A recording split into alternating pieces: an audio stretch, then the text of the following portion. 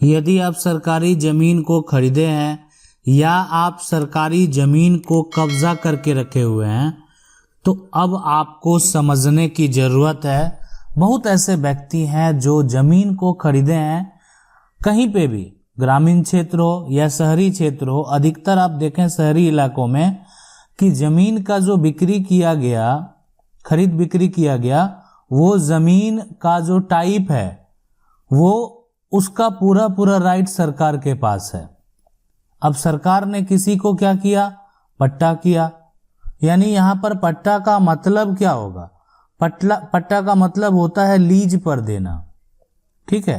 यानी ये लीज होता है, एक तरह से पट्टा देना कि आप जो है, ठीक है, आपके पास ये जो है देख रेख करने के लिए आपको दिया गया, आप इसका उपयोग कर सकते हैं, और जो लगान शुल्क है आप वो भी दे सकते हैं। अगर आप वो भी दे सकते हैं, अगर आप उपयोग कर रहे हैं, उससे कुछ कमा रहे हैं, तो सरकार को जो टैक्स है वो भी दे सकते हैं, लेकिन उसका मालिक आप नहीं है। आपको जो है यानी अधिकार दे रखा है, राइट दे रखा है, लेकिन उसके आप जो है संपत्ति के पूरे हकदार आप नहीं है। इसलिए पूरा पूरा जो फुल राइट है वो राज्य सरकार के पास ही है।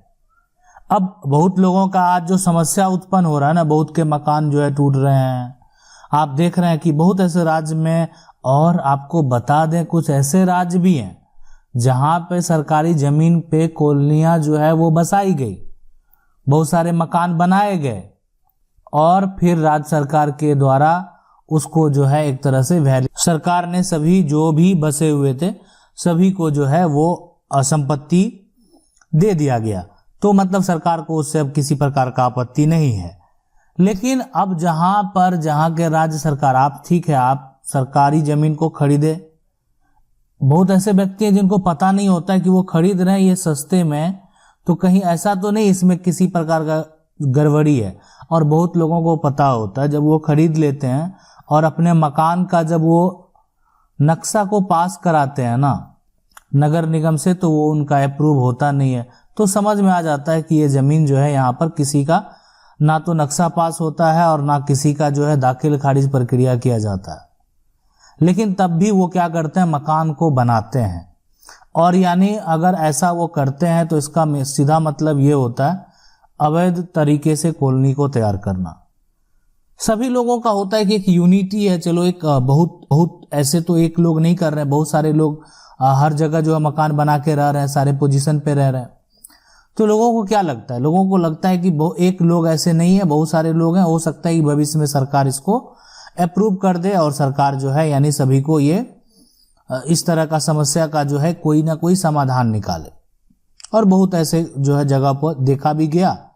लेकिन कुछ अभी राज्य में देखें जो हो रहा है कि अगर सरकार को वो जमीन वापस लेनी है तो सरकार आपको सिर्फ नोटिस देगी, और नोटिस देने के बाद आपका आप जो अवैध तरीके से जिसमें रह रहे मकान में सरकार के द्वारा तोड़ दिया जा रहा है।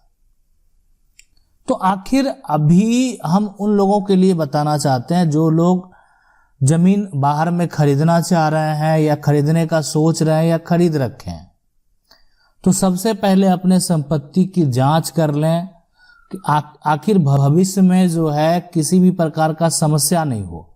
आज मान लेते हैं, आप समझ सकते हैं, किसी का बनाया घर अगर टूटता है, एक घर बनाने में जो है किसी को भी समय लगता है, वो जमीन खरीदते हैं, उस पे मकान बनाते हैं, उसमें रहते भी हैं, तो बहुत लोगों के साथ उस मकान के साथ काफ़ी यादें जो है वो जुड़े रहते हैं। अब अगर सरकार के द्वारा नोटिस देने के बाद अगर वो मकान तोड़ दिया जाए, अगर ठीक है आपने किसी प्रकार का ऑफिस ही खोला है, वो ऑफिस तोड़ दिया जाए, तो समझ सकते हैं कि आप पर जो है उन लोगों पर क्या बीतता होगा। इसलिए सावधानी बेहद जरूरी है।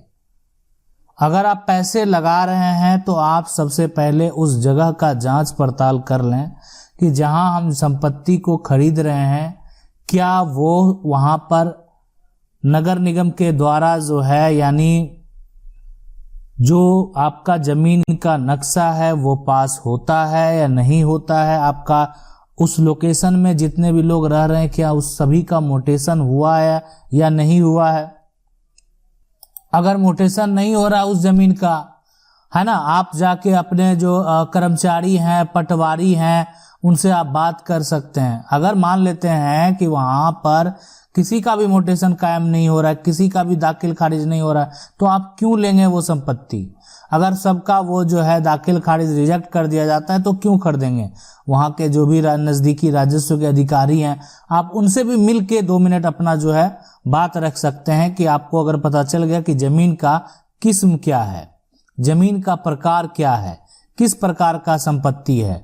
और अभी तो इतना ये डिजिटल जमाने में आप उसको ऑनलाइन भी वेरीफाई कर सकते हैं कि ये संपत्ति कहाँ दर्ज है। ठीक है, विक्रेता के पास उसका लैंड का जो है मोटेशन है, लैंड का बंदोबस्त का कागज है, लैंड का सब कुछ है, लेकिन क्या उस विक्रेता को पूरा राइट दिया गया सरकार के तरफ से कि सरकार की संपत्ति को बेचने का? या उस विक्रेता को सिर्फ ये राइट है कि आप सरकार की संपत्ति का उपयोग कर रहे हैं? आज आप देखें कि मान लेते हैं कि आपके पास किसी प्रकार का कोई जमीन नहीं है, आप उस पे आके मकान बना लेते हैं।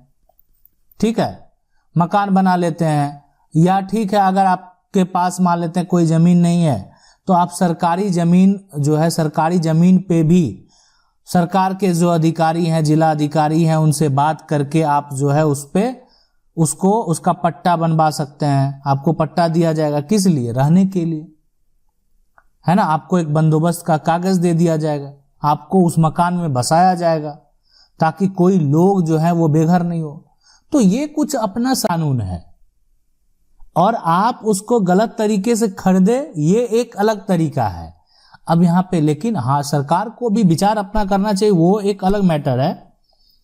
लोग बना लिए, लेकिन जो संपत्ति में आप पैसा लगाए वो यहाँ पर आप जो है स्टेप लिए, वो गलत है। इसलिए गलत है कि आपको अगर मान लेते हैं ये पहले पता है तो आप इन्वेस्ट ना करें। हो सकता है कि यहाँ पर अगर आप जो सोच रहे हैं वो ना हो, तो इसीलिए इस तरह का समस्या में जो है, इस तरह का उलझन में ना पड़े तो ज्यादा अच्छा है। अब सवाल उठता है कि जैसे सरकारी जमीन पे कब्जा, देखें सरकारी जमीन पे कब्जा का मतलब अलग होता है कि कोई सरकारी जमीन है, आप उस पे मकान बनाकर लंबे समय से रह रहे हैं, आपके पास कोई और चारा नहीं था। लेकिन अब सरकारी जमीन को खरीदना एक अलग चीज है। मतलब आपने फर्जी तरीके से कोई विक्रेता ने उस संपत्ति को बेचा और आपने उसको खरीदा। और रही कब्जा यानी एडवर्स पोजीशन की बात, तो ये यहां पर अलग है। अब अगर बात करें कि रजिस्ट्री के बाद क्या समस्या हो सकता है, देखें रजिस्ट्री करेंगे तो आप जब दाखिल खारिज के लिए अप्लाई करेंगे, है ना, दाखिल खारिज के लिए, तो आपका वो रिजेक्ट कर दिया जाएगा। ये समस्या हो सकता है। आप जो मकान बनाएंगे उस कॉलोनी को कोई किसी प्रकार का अप्रूवल नहीं मिला हुआ है, तो मकान जो है वो यानी उसका जो मैप है, यानी उसको जो आप अप्लाई करेंगे उसको भी आपका रिजेक्ट कर दिया जाएगा। अब बहुत ऐसे लोगों के मन में सवाल है कि ठीक है, लेकिन कॉलोनी बसाने के बाद सड़क तो सरकार के द्वारा बनाए गए। देखें सड़क का जो होता है कि जो भी क्षेत्र है, कहीं भी हो, सरकारी जमीन पे कोई सड़क नहीं पास हो सकता, तो वो वहां का जो क्षेत्रीय, जो एक तरह से अगर आपका ग्रामीण क्षेत्र में आता है, ग्राम पंचायत है या कोई नगर पार्षद है, तो वो उनका जिम्मा होता है कि वो उनको जो है एक तरह से लिख के भेजे ताकि यहाँ पे ये जरूरत है। तो ये जो दो समस्या है, यानी ये तो आपको आना ही है। उसके बाद भविष्य में आने वाली समस्या ये है कि हो सकता है कि सरकार का निर्णय हो कि नहीं, अब वो उस जमीन पे कोई अपना प्रोजेक्ट तैयार करने वाले हैं, तो ना तो आपको किसी प्रकार का कोई मुआवजा मिलेगा और ना किसी प्रकार का कोई फायदा मिलेगा, या ये भी हो सकता है कि सरकार आपके लिए कुछ ना कुछ मुआवजा तय करे। तो ये दोनों है, लेकिन आपका अगर वो सरकार को जरूरत है, उस मकान को आपको नोटिस देने के बाद जो है वो तोड़ दिया जाएगा। तो ये समस्या हो सकता है। मतलब भविष्य में आप बेघर हो सकते हैं अगर इस तरह का अगर आप संपत्ति को खरीदते हैं।